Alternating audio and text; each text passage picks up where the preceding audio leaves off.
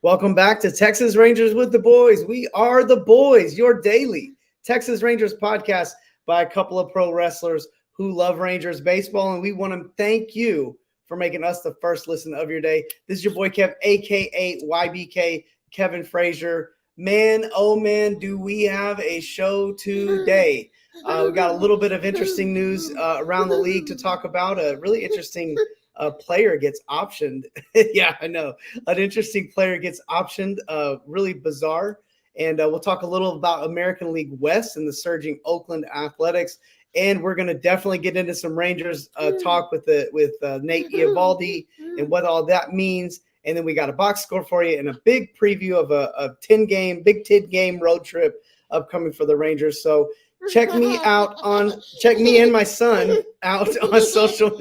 He's loving it. Whatever this. Oh, it's the little pig on Miss Rachel. Check me out on social media. Kevin Lee Frazier. That's Frazier. Don't forget to check out Texas Rangers with the Boys on social media. TX Rangers WTV. Don't forget to check out that website, TexasRangersWithTheBoys.com. That's all one word. And don't forget to see us here not live, but see us in person, see our faces, this cute little baby, Baron, on the CTH network at Chilltown Hoops on YouTube. Finally working that into the intro. It only took me like 12, 15 shows to get it done. So as always, joining me, my co-host, plural today, the little manimal, Baron, and the 300-pound manimal, a.k.a. Bull. How you doing, buddy? How was the ball yard again on your birthday? Well, you know, you got to go as often as you can when your birthday is and people are taking you. You know, like when it doesn't cost anything, the ball yard is great. I went to 2 games. I don't think I spent a dime except for on the hat. The souvenir beer. Remember the bat beer? I got me one of those bat beers. Got it? And we forgot to do the review on the waffle taco or the chicken and waffle taco. Real quick. Now's the pretty time. Good. Yeah, pretty good. Not bad at all. Today I went with a more traditional nachos. Should have went back over and got more waffle tacos for real. They were much better than the ballpark nachos. You could tell today was the end of the homestand, because the nachos tasted like the chips tasted like it. They were maybe they were using the ones they always use down there in the all you could eat. But today on the show, come for the Rangers and baseball talk, stay for the baby.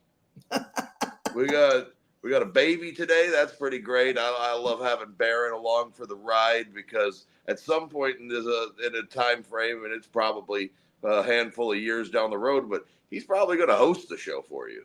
Yeah, he's man. Be like, Dad, get out of the way. I'm going to talk about Wyatt Langford. Exactly. So, hopefully, right? So we're getting to that point. But today again, or yesterday, another fun day out at the ballpark. The Rangers get a W, and we're going to talk about it. Some really, really fine pitching this week by Rangers starters, and that's not even questionable. Unfortunately, today's ended with a little scary. When I saw that it was a growing, because being at the yard, you don't know why Bochy's coming out. A little bit relieved, but at the same time, it could be an IL stint for Eovaldi, but we'll see. We'll see what happens. And, the Rangers are a little bit more equipped for it right now than they have been, definitely last year at the end of the year when Eovaldi was down for most of August and September. So, let's see. I guess I'm doing good, right? We talked about that. We talked about how good I'm doing. Like I went purpler today. I decided to get purplerier at the ballpark today. Manimal Bull on Twitter, Manimal 300 on Instagram and both Facebook and TikTok. Bull Pro. So whatever your favorite platform of the social medias are, please send me Rangers questions. I don't do anything all day. I'm a retired professional wrestler. I don't have a lot going on. So if you want to talk about Rangers baseball, let's do it. Or just baseball in general, because, I know Chilltown Hoops, that's national. So, we're just lucky to be able to bring our little broadcast to what they're doing mainstream-wise. So we're just kind of very fortunate right now to be in that spot. But anyways, before we get to the show, we got to pay some bills. We got a buddy of ours that he gives us some money so we can have some fun things in the background and a camera to do this stuff and all that. So we talk about his wrestling show, and it's Matt Warpro. They're going to be back at the Southside Preservation Hall on Friday, May 24th. That's just, well, we're getting close to 3 weeks away from today. It's going to be a big time. We're going to have a good time out there. We're going to kick off the Memorial Day weekend right. It's going to be hamburgers and hot dogs out back, and Kelly's Onion Burgers and Big Dogs are going to be the ones that are supplying them. We're going to have ice cream inside, and that's going to be Starry's Ice Cream providing that. And it couldn't be Memorial Day weekend if we didn't have some beer. So we're going to have some beer inside with Martin House Brewing. They're going to give it away for free all night long as you can provide an identification that says that you're 21 years of age or older. And they'll give you beer all night long. We got some big wrestling matches, some hard-hitting big dudes in these wrestling matches. Oh, you know what I forgot to do today, Kev? What did you forget? Forgot to give. I was looking at it, and I forgot to give the old light.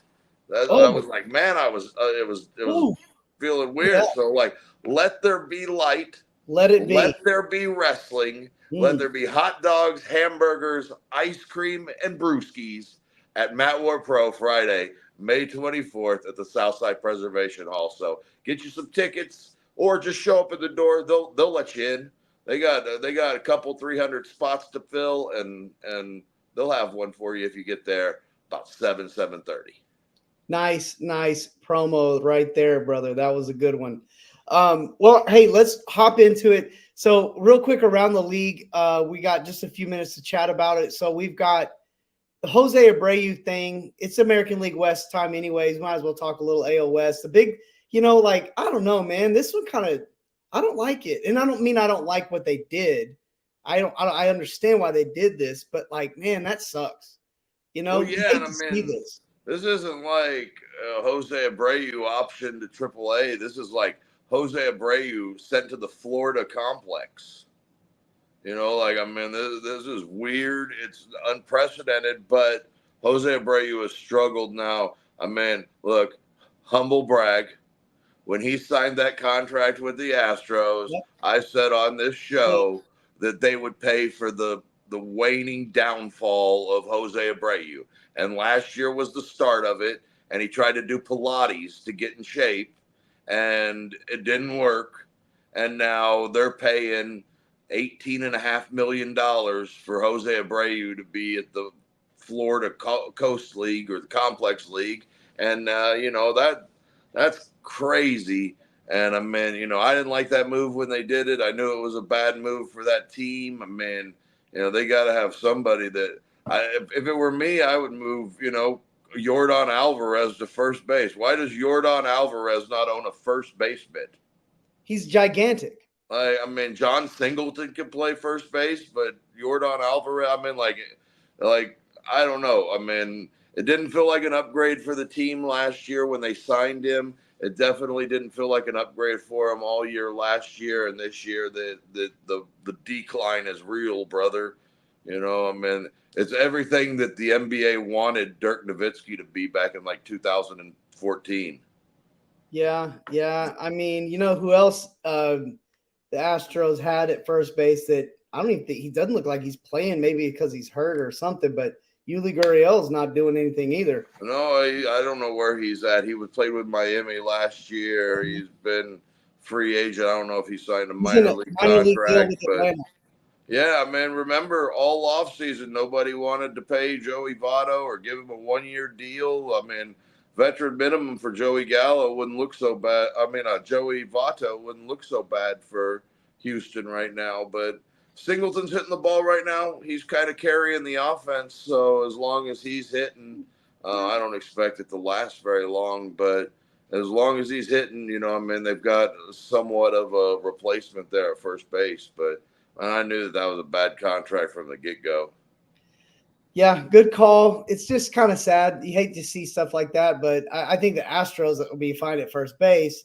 And we'll just kind of have to see whatever if we ever hear from And we I ever hear mean, from him again.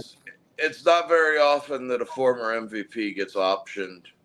Right. And even in their worst times, a lot of times you would see them get designated, but they just owe them too much money. I mean, it may happen at some point if you can't pull it together in the Gulf Coast and down there in Florida at the complex and the Gulf Coast League or wherever they're sending him. It's gonna be a rough decision for the Atlanta Brass. Yeah, it's interesting times. It's kind of just hanging out back in staying in the American League West. I think we both owe ourselves a humble brag that we kind of are not. None of us are surprised that the Oakland Athletics look like they're going to be a legitimate team this year. And right now they're positioning themselves to be more than just spoilers. Like they're positioning themselves to be Yeah. actual contenders. Yeah, just a couple of games under 500. You're starting to see some of those kids grow up, and the A's do this a lot, where they develop players, and then those developed players get sent away for new players to develop. And this time, they got quite a few kids that were AAA level that were ready to go, and then they've developed a bullpen in the back end with Miller and Urquhart that is just. It's dynamite back there. It's as good as Harvey and Finnegan for sure, maybe even a little bit better, and that's saying a little something. That is. That Nationals and the A's, they got good back in. Not to discredit Robertson and Yates and what they've done for Texas, but those guys have been really, really unhittable almost the whole season, and a lot of credit to the A's just kind of finding guys to plug and a handful of failed relievers or starters are turning into really, really good relievers, and they've got players kind of all over the diamond, and they were willing to, last year, remember they made the straight up move with the center fielder for Luzardo or one of those guys that they developed that just didn't pan out as a pitcher, and I think he's in somebody's bullpen right now. And I want to say it's like Florida, but that kid's kind of panning out for them. And just, the A's, they do it this way quite a bit. And then all of a sudden, you're not too shocked whenever they're hovering around 500 at the All-Star break. And some of those kids really break out in the second half and they make a run. Yeah. It's happened several times. Yeah, we're not surprised by it because it's just, you see it so much. Well, hey, look at that. We're right on time here. So let's hop into some Rangers news. That was fun. Good times, but like AL West, Rangers half a game back. Yeah, half game. Most wins. Trip. They got the most wins in the division. They just happen to have one more loss than the Mariners. Man, what a difference of bases loaded single could have been last night, right? We could have been talking about the first place Texas Rangers, but hey, the chopper. I think chopper. Again, chopper. A chopper, Eddie. A couple of ground ball double plays hit up the middle, and they win this game. Yeah, man. No RBIs, but a couple of runs, But anyways, it's funny that me and Michael on the way to the game today, we were talking about the same thing that me and you have kind of talked about, and he's like, all off season, it was kind of like, hey, if we can hang around 500 until we start getting healthy, then get on a heater and run the last gamut of the season and be in a good spot to win 88 to 95 games and be in the playoffs. And he was like, and now that they're doing that, it's like the goalposts have moved. Mm-hmm. And now it's like, hey, we saw that, hey, this thing could go 500 and they should have won a handful of those games. But how many games last year? The Rangers could have won 125 games last year if they didn't blow any saves. Yeah. If they would have had a combination of Mason Miller, Hunter Harvey, Jeff, Finnegan, Urquhart. It's funny though you bring this up. I read the little article where they kind of did the transcript of Chris Young and what he said, and honestly, I really liked what he said because he was like, I mean, he said confidently, like no flinching. He's like, this is a good team. Like, this is a good team. Things just are kind of haven't really come together exactly for us, but this is a good team. And I really like to hear, I like hearing him say that because I think we agree. And I love that we have the expectations. I love it because that's what winning baseball towns expect their team to win. I love it. Like give me that luxury. Give me that over the the accepting mediocrity, being happy about what was the third baseman guy, Cabrera, what was his name that you guys were always jacking around about the couple of years back? Oh gosh, I used to make so much fun of just Yes. Yeah. Oh gosh, You man, want I to say can't think of his Asdrubal name. Cabrera? Yeah, Asdrubal Asdrubal Cabrera, and Cabrera. then the other Yeah, one too. that was Another one. the one. Ibanez or something. Uh, Andy Ibanez. Andy Ibanez. Yeah. Yeah. Yeah, they was trying to sell me that. Well, I mean, remember they were so unwilling that they left Patrick Wisdom down at AAA to hit 35 home runs to not to throw Asdrubal Cabrera out there. I don't know. It was wild. I mean, like you think about that back in the day. I mean, but now, I mean, gosh. I don't want to talk about Asdrubal Cabrera No, ever but again. the point kind of is hey, we have moved into a place where like the fandom's not going to accept mediocrity. And I will say this, Rangers fans that listen to this show, I love it. Don't stop. Don't revert. Like keep the expectations high because there's nothing wrong with that. But also, like we talk about on this show, good fandoms, and I learned this from a St. Louis Cardinals fan because as a Rangers fan, I know nothing about this. But like the other thing is like don't panic either. Like yes, have expectations, but also don't show your hand, like just play it cool. It is a long season. Good baseball team. We know, real quick, and I'll pass it. Yeah. One thing we know is that with a guy like Bruce Bochy at the helm, just get us into the playoffs, give us a chance, give us 2 or 3 guys at the top of that rotation that can give us that can help us win some games. And I like my chances. Oh, and like here, you know what the difference between good baseball teams and bad baseball teams are? Good baseball teams play 500 5 months out of the season and play 20 games over 500 1 month of the season. Bad baseball teams play 5 months of the season at 500 and go on a 10-20. You know what I'm saying? Like they play around 500. Baseball is a game where half the game or a handful of games you're going to get beat pretty good. Handful of games you're going to beat them pretty good, and the rest of them you hope you win some games that are close. Right.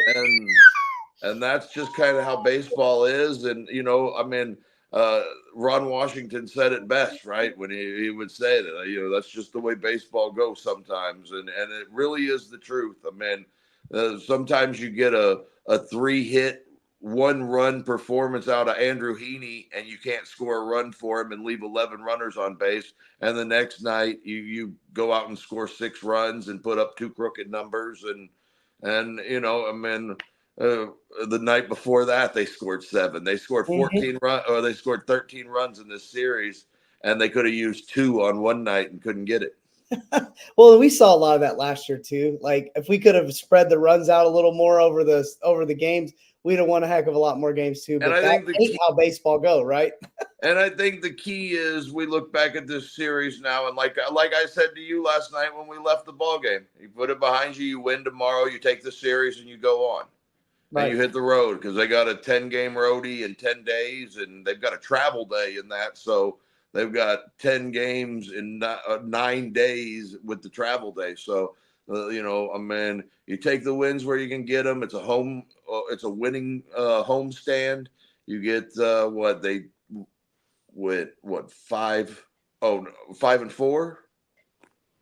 something like that. 5-4, I guess, on a 9-game home stand. So, you win a homestand, you go on about your business, and you hit the road and start figuring out how you can win this road trip. Well, Nate Eovaldi, growing thing yesterday. afternoon. Really, I hope it's nothing. I think it's going to be nothing. Just being optimistic. So I guess the next line of conversations kind of is like, okay, so now what? I mean, Well, I what does guess this mean now? the first thing is you have the MRI tomorrow in Kansas City, and you find out where you're at, right? Like that's the first thing you do. If you've got the, I guess the first thing that could possibly be is that nothing is there. Eovaldi probably could have pitched yesterday if it wasn't a spot where they were in a pretty good way with a healthy bullpen. That's one option that it could have been. The second option is you have the MRI. There's something wrong. He's going to have to hit the 15-day for 15 days, 15 to 20 days, something like that. And then you've got to make a decision. You got a strong outing a couple of nights ago from Owen White. Okay. You've got a strong outing yesterday afternoon from Jack Leiter. He gave up a couple of home runs, but it's Albuquerque. So, even if they didn't get cheated, there's a chance that it wouldn't have left it, with no elevation or whatever. But you got good outings from both of your guys that are on the 40-man roster right now. So that could be an option, or that could be a game plan. I would imagine that Leiter would make the start for Eovaldi if Eovaldi is hurt. And then I imagine the spot start that they would need in that doubleheader before the day off would be Owen White, unless they've got a really, really healthy pin. And then they might call up a relief pitcher and then use Urena to start things. But, that could change if he has to go at any point on this road trip prior to next Wednesday. So, but you could use maybe Urena, Hernandez, Wynn, and maybe call up I don't know if Kelly's back from the IL just yet, or who knows? You get that extra player that day, so I imagine they'll use it in the pitching staff and not the player position players. On And a positive, like thinking about it on a positive, there's a lot of positives here. Number one, Urena has shown that he can go 4 innings, no problem. Jake Latz is a guy you can get a couple of innings from. Well, Jake Latz has kind of moved into the back end of that bullpen now, where he's kind of their 6th, 7th inning guy with spores. Well, in I guess what I'm throwing out there is just that they do have options. You've seen, but he can get you multiples. I think, you're right though. You're right. Yeah, seen it from, but we've seen multiple innings from Leclerc. So like I think the Rangers have options just with what they've got. But on the other side of it too, this is something that I just was thinking about, is that they also have like a really versatile position guys. So like if they needed to carry an extra pitcher for a day to get extra day, you get an extra player. You get a 27 Josh Smith can play anywhere. Zeke Duran can play anywhere. So like you can plug these guys in. Like you've got enough outfilders. Mm-hmm. Like you can get both. You can get both Corey Seager and Adolis Garcia a day off playing DH and use Langford in the outfield in both games. And I get 100%, and you can get Tavares or one of Tavares or Carter if it's a tough left-hander that you're seeing in Oakland, something like that, where you've got options and I agree, you're deep. I mean, today the hero of the game was basically Ezekiel Duran. Yeah. I mean, he had a big 2-out RBI double that plated a couple and really put the Rangers in a good place to coast after, the pitching staff was just so good this week. I'm not saying that the Nationals are the hottest hitting team in baseball, but that's a team they're a couple of games under 500. They're playing pretty good baseball. So to see the Rangers go out there and what'd you say, 2 earned runs? Yeah, for 2 earned runs, and Yeah, 27 innings, 2 earned runs. I'll take that anytime. I mean, it'd have been nice to get 3 wins out of it, but that wasn't the case. But I What mean, the pitching was great. What are we? I think we had one other quick topic that we were going to talk about. We were going to talk about a couple of AAA guys that opted out of their contracts today. Okay, so we had. And I don't know. You got Ilya Hernandez and Chasen Shreve. Yeah. And you know how we talked about this last year on the show that like about the first month of the season you play with a team and then you have that option to get out of a contract or be released or whatever from your contract. And I think with both Shreve and Hernandez, it's the writing is kind of on the wall that they're not going to play for the Texas Rangers this year. So go find a place for yourself that you can, make it into a bullpen somewhere. Because Chasen Shreve is a good enough pitcher to pitch in the big leagues. He had a rough spring this year, but he's been good at AAA Round Rock since he's been there. Ilya Hernandez is he's kind of an in-betweener. He's one of those guys that, he hits, but he doesn't hit enough for power. And Not a super athlete. He's not a freak. He's not he's not. I mean, he's like 28 or 29 years old, so he's not going to like grow into this new. So for him, like watching Langford, Carter, those guys pass him. And then, and know that like, hey, if I'm going to play in the big leagues or if I'm going to play professional baseball at a higher level, it's not going to be with the Rangers. Yep. And I think that's more the case than anything with both those guys, because I think they're both guys that could be playing in the major leagues right now. Yeah, they are. And I would be interested. I'll be interested to see. I mean, Ilya Hernandez will probably be a guy that like pops up one day for somebody and has the potential to have maybe a decent season. A platoon or a utility guy that he can hit. So we'll see. I mean, he does hit, and he does hit for average, and I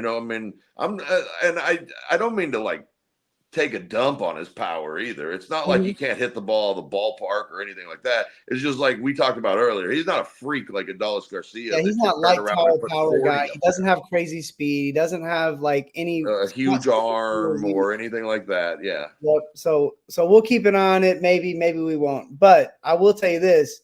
Well, you know what happens to farmhand. Somebody from AA round or Frisco is going to move up and take that spot that Chasen Shreve and Ilya Hernandez left.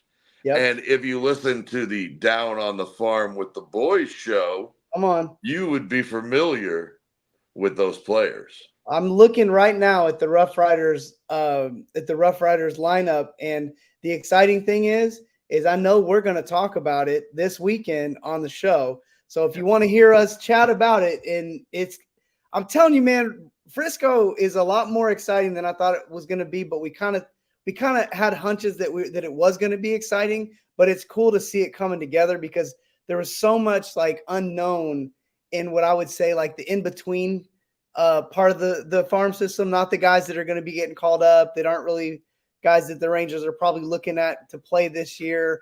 And they're not even like emergency guys, but they're guys that maybe a year or so from now. And these guys are starting to, this is where you kind of find out where these guys really, are they a legit prospect or do they got a long ways to go. So we talk about this on our exclusive content. It's called Down on the Farm with the Boys. We cover all things Rangers, minor league. This week's going to be pretty exciting because there has been some movement, and this kind of movement makes for really exciting times because what happens is when Jack Leiters and the Owen Whites of the world end up at the major league level, that means their spot opens, somebody else moves in, and we start to see what these, the Abimelech Ortizes of the world are really made of. And so it's going to be a lot of fun. Go to our website, TexasRangersWithTheBoys.com. All in word. Or you can go to our Spotify page for the audio version of this. It's just $1.99 a month. Helps you make us your one-stop shop for all things Rangers organization-wide. If you want to see our beautiful faces, and even if you want to hop on the show and join us for an episode, you can subscribe to our exclusive content here on the CTH network at Chilltown Hoops and get on here and give us your hot sports take opinions on the Rangers, on the minor leagues. Ask us questions, talk about Bull's hat, ask him what he puts on his beard. You name it, we're here for it. So go check us out. You won't regret it. Again, just $1.99 a month on the audio. And then there's 3 levels here on YouTube at the CTH network at Chilltown Hoops. So would you be surprised to know that today it was nacho cheese and chili? That's kind of That's what you're using. that's the shine. That's yeah, the shine. okay, Is the nacho cheese and chili. Okay. I haven't gotten. For when you have a beard. He's taking notes. All right, he got his pen. Yeah, he'll get it down. I'll teach him at the ball yard. He's got his pen. Pen and pad. I love it. I love it. He's old school. He doesn't. He's old school. He doesn't. He's not putting it on an iPad. No, not yet. Not yet. I like that. Speaking of real quick, with Elia Hernandez being released, you think Aaron Zavala might be that? Who's the guy I was looking at? He was actually who I was looking at. Yeah. I think he's probably the guy, and that's going to open up a spot in the outfield at Hickory. And there's BB real quick. Hey. All right, buddy, go lay in your house for a minute. And you know what? I think that guy may end up being Yosi Galan. They're going to start to break up the super team already. No, it's but that's how it goes. That's the way it is. And that is how it goes. And Galan's struggling a little bit, but his command of the strike zone has been better. And when he does make some contact, it's been really good contact. But anyways, if you want to hear about Yosi Galan and those guys, you got to listen to the Down on the Farm with the Boys show. Love it. Well, hey, let's hop back into our Rangers stuff. We got a box score to cover. Good box score to cover. Man, good pitching, like you already mentioned. Good pitching during this series. Yes, it wasn't the vaunted offense but honestly, man, like I felt like the Rangers, I know that the night we went is going to probably be something that gets talked about ad nauseum because they're already still talking about it everywhere. But at the end of the day, man, you did what you had to do. You won a series against a team at home you're supposed to beat, and your pitching only gave up 2 earned runs. And I think that, sometimes winning against bad teams can get you back on track too. It does. And so don't forget that Trevor Williams is having a really nice season for the Nationals, and they got good starting pitching from Parker today and Mackenzie Gore on Tuesday night. So the pitching is legit out there in the Nationals in the rotation. The Rangers were able to get to the starters in 2 of those nights. The other night, they just couldn't finish the deal on Williams. And the bullpen, whenever the Nationals get into the 6th inning, forget it. Yeah, dude. Forget it. There ain't a lot of chances out there. No, man. Definitely aren't. They're good, man. They're good, and they're fun to watch. Even when they're not your team, they're fun to watch. And like we were just talking over and over again about kind of a wish list of bullpen guys. And I mean, gosh, I would say it almost starts at a Hunter Harvey, who's just probably chomping at the bit to get at the back end of somebody's. And the thing is Hunter Harvey is the type of guy that they own for 3 more years after this. And, by the time that he's going to be in that spot where they would be thinking about trading him, I think the Nationals are going to be a good enough team where they're not going to be that interested in trading him. And then you're going to have to pay Harvey as a closer kind of like at the end of this, because I imagine at some point he will be. Well, like, why not strategize it like this, right? Finnegan's the closer, right? He's the one that's lined up, right? You let Finnegan go, and then you get Harvey, the unaccomplished closer, on the cheap a little bit, because he'll probably be less expensive than Finnegan, because Finnegan has the skins on the wall. Well, Finnegan will have the value being the closer, and they'll be able to just move Harvey right into that closing role, and they won't miss a beat. And they'll have the other guys develop by then, because some of those guys, everybody that I saw from the Nationals bullpen was pretty solid. So Rangers take it 6-0. I would say, obviously highlight, Jonah Heim probably right now, I mean, obviously Josh Smith too. Goodness gracious, like it seems like he can't do anything wrong at the plate. But I would say Jonah Heim right now, for the Rangers, when he comes up to bat, it looks, if not the most confident, as confident as anybody. And even that at bat where he didn't get it done against Hunter Harvey, I was so impressed, dude. I mean, he was not intimidated by that Fought those 98. balls off and fought off 97 into the screen, and yeah, man, it didn't work out the way that you wanted it to, but at the end of the day, I mean, he had good opportunities, and he made him make pitches to get him, and that's what he's kind of been doing all season long. And today he got rewarded a little bit with a couple of hits, a couple of RBIs, and Batting fifth in the lineup too. yeah, That's another reward. Yep, and I mean, the Rangers kind of got it all up and down. The only guy that really didn't contribute today was Seager, and I mean, he's in a little bit of a prolonged slump. We saw him hit the ball hard a couple of times. He hit the ball a little bit today. It just wasn't, not going his way right at the moment. But I still am not that overly worried about Corey Seager.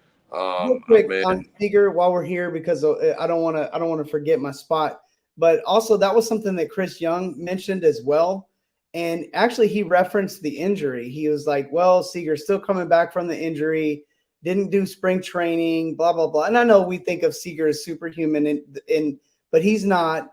I really think like there's probably might still be some residual uncomfortableness, because we're talking about a torso issue, and you're talking about rotation and like getting cut open in the torso. It's not a fun thing. That surgery cannot be any fun. I mean, I would say like it might be, there might be an adjustment period a little bit for him too. And well, yeah, and I mean, you're talking incisions and things like that are lingering. And I mean, I remember it was a full month before I was able to wrestle again after having a gallbladder surgery. So I mean, I think what he went through was about the same par or level of that. So if I wasn't able to wrestle, I mean, the same thing with him having the same, not being able to do baseball activities through that whole thing, and it being 3 weeks before I was able to even start running ropes and getting back into a feel of the ring. So I can see that, and I can definitely see it being, probably a harder injury to come back from than the gallbladder surgery. Right. Well, as far as on top of the offense, I mean, the pitching was just like,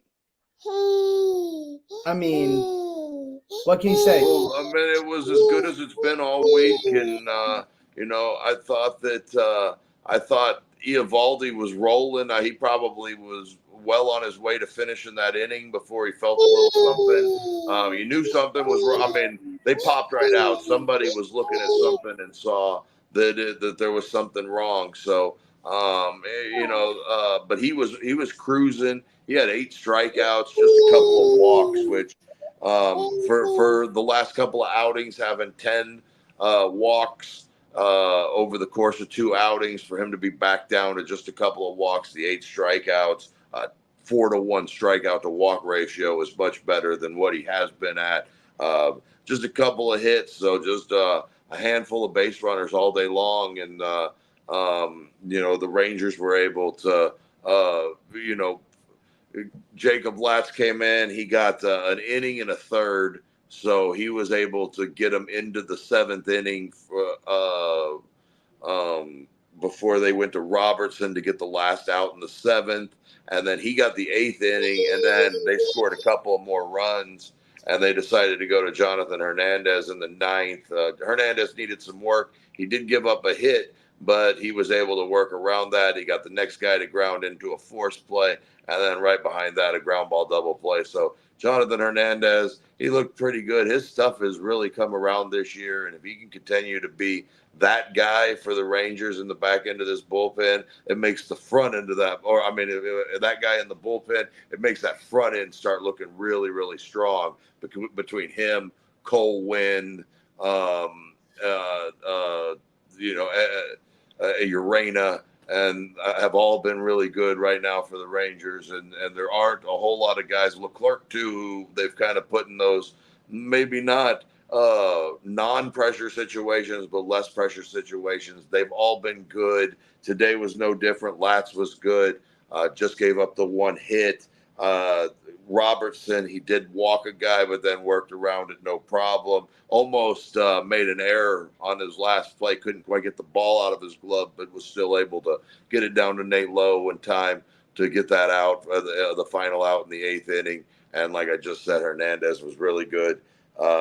Nice stolen base from Nate Lowe there. Did you see that? Like they threw over at him, and it was the most Nate Lowe slide of all time back into first base. It looked like some sort of like beached whale that didn't quite get on the beach, and it was still in the water a little bit.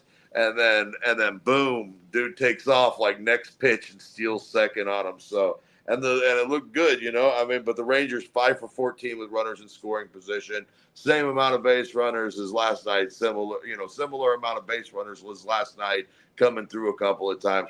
Zeke Duran had the big hit in the 2nd inning to really cap that inning. And well, let me run a few stats at you real quick, just to kind of like put some numbers to what we're talking about with the bullpen, right? And if I'm jinxing the bullpen, that tells me how important I am to Rangers Nation. So I feel like it's worth talking about. Check this out: Spores earned run average 0. Yeah, just giving up a couple of inherited runs. Cole Winn 0. Kirby Yates 0. Jose Leclerc has dropped his earned run average from like 25 to 6. Jacob Latz 287. David Robertson 1.08. I mean, Urena's Jonathan Hernandez 0. I mean, it has truly been interesting to see this come together, and I really like the back end of their bullpen. But I mean, what's funny is that we saw the signs from Latz. We saw some confidence happening with him. So I'm surprised, but I'm not like floored by it. But Spores, like I think we kind of saw him turn a corner last year, and it seems like he just has to get healthy, and he's stay healthy. Cole Winn, I mean, I'm sorry, nobody. I don't care who you are. Nobody saw it coming. Back to Chris Young, though. Chris Young brought up something, and I actually agree with this. We had this conversation, I want to say years ago, about certain types of players.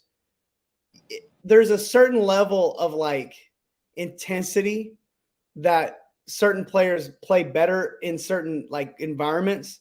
And he brought this up about Cole Winn, and he said that Chris Young said that like he speaks from personal experience, that like for him as a pitcher, something happened to him when he got into the major leagues that kind of upped his game somehow, just being there and having more pressure. I don't have the exact quote from him, and I sound like I'm kind of butchering it, but he said something that I thought really made a ton of sense when it comes to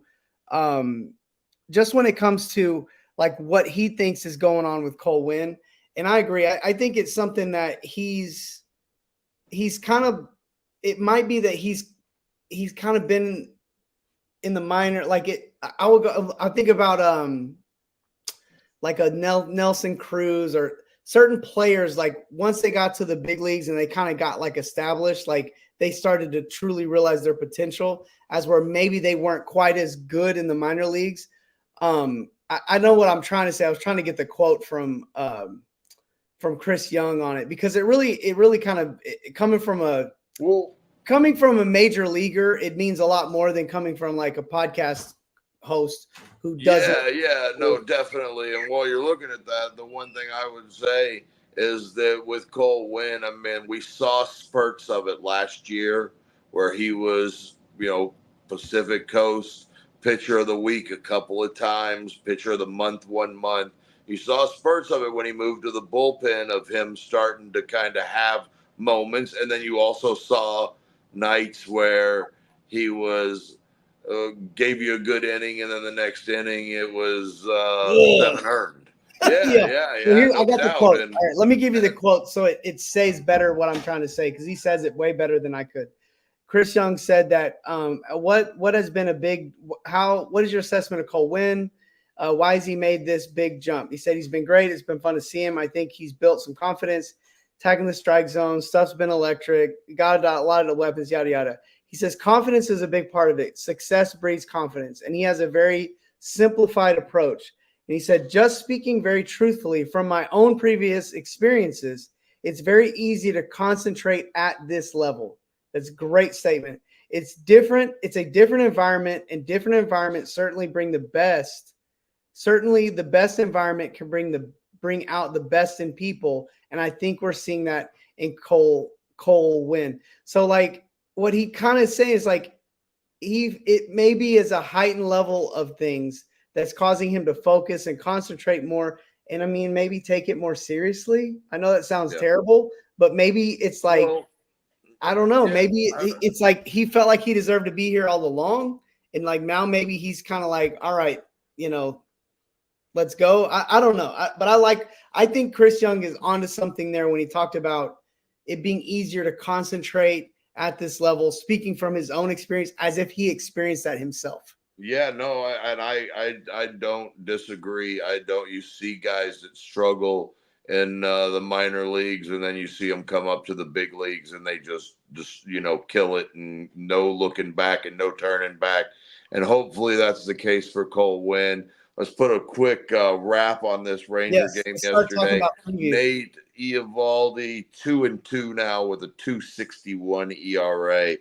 Parker takes the loss, his first of the season. He's now 2-1, and he still has a 2.53 ERA. He's got good stuff. He keeps hitters off balance with that splitter, curveball.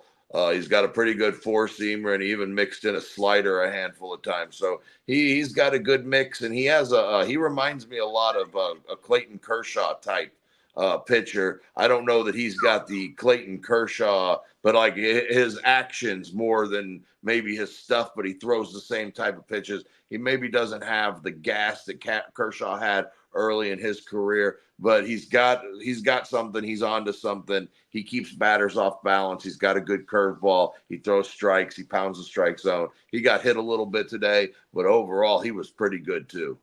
Yeah, Rangers come out of this series as a team with a 3.74 team ERA.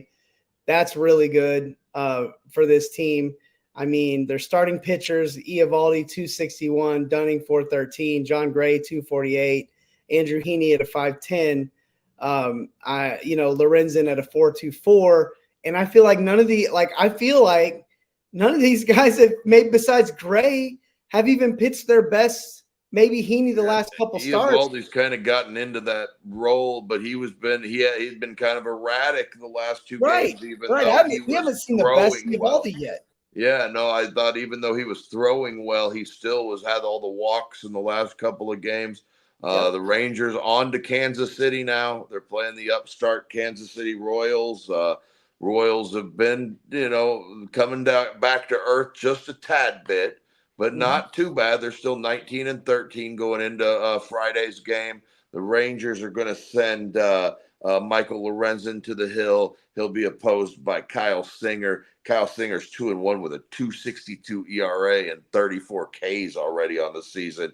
And for locals, it's a TXA 21 game.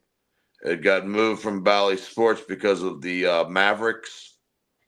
Really? So it's going to be a TXA. Sign, right? Huh? That's a good sign. It doesn't hurt my feelings for sure. That's a good sign for the Rangers to be on local television, man. And they'll be back on Bally Saturday night. The Rangers will send Dane Dunning to the hill. Hopefully capitalize on his last nice outing on Sunday. And he'll be countered by Michael Wacha, 1-3, 4.24 ERA for Wacha. Started the season pretty decent. He's since kind of cooled. And like I said, that'll be back on Fox Sports Southwest. And it's a 1:10 Central Standard Time game on Sunday. The Rangers are sending John Gray and the Royals have not put a pitcher up just TBD. yet. I thought it would be Raggins' turn in the rotation, but I haven't been What I keeping was up. hoping. I thought he was pitching on, but he may be. They may be giving him a day. I don't know. I don't know exactly 100%, but that's Bally Sports Southwest as well Sunday, and we'll be back Monday morning to recap all of the action from the weekend, and we'll talk about all of them. The strikeout king, Cole Raggins, 11.3 Ks per nine. What in the world? Anyways, I'd have never saw that coming in a million years. I thought he was going to be a good pitcher. Yeah, but I not didn't know he this. was Like, gonna man, be yeah, no, I thought lights he had out, the. ace level Cy Young. We'll keep watching, but man, it's been good so far. Yeah, so far so good. Well, hey man, is that I it? got nothing. All right, Couple well, of really fun nights at the ball yard. Appreciate all of the people that pay for the down on the farm with the boys for taking me and Kevin to the ball game last night. I appreciate y'all very much. Appreciate it for a birthday. Hopefully, we'll be able to go to a ball game in October for Kevin's birthday this year. So hopefully that'll be in the cards for us. But yeah, no, great week at the ball yard. Had a bunch of fun out there. The Rangers hit the road, and who knows? I may hit the road with them. Heck yeah, man. Heck yeah. Hit the road. KC is going to be fun. Again, thank you for tuning in, watching us here on the CTH network at Chilltown Hoops on YouTube, for checking us out on Spotify, Texas Rangers with the Boys. Thank you for subscribing, for following on your favorite podcasting platform or here on YouTube. Don't forget to check us out on social media, TX Rangers WTB. Don't forget to check out that website, TexasRangersWithTheBoys.com. It's just a word, one word, where you can subscribe to our exclusive content down on the farm with the boys. We cover all things Rangers minor league for the 300-pound. Also, big shout out to all of our farm hands out there.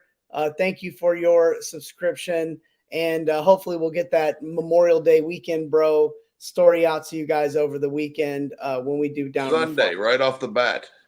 Get it, knock it right out of the park first thing we start the show. So thanks everybody for tuning in for the 300-pound manimal. This is your boy Kev. We are Texas Rangers with the Boys, and we are signing out.